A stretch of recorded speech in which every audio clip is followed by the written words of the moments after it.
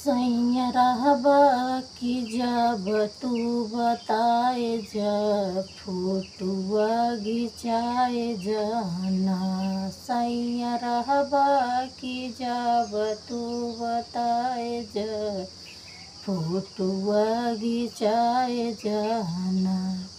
तोहरे माई बाबू के बोली सुन के लगे कर जवा गोली। तोहरे माई बाप के बोली सुन के लगे कर जवा गोली। अपने मम्मी पापा के तू समझाए जा फोटुआ घिंचाए जाना।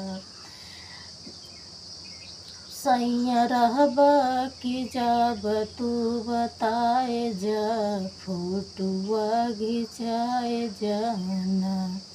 तोहरे भैया भाभी के बोली सुन के लगे कर जवा गोली। अपने भैया भाभी के गाए जा फोटुआ घिंचाए जाना।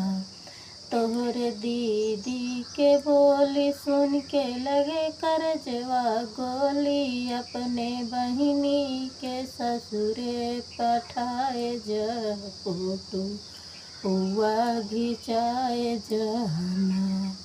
सैया रहबा की जब बताए जा फोटुआ घिंचाए जाना।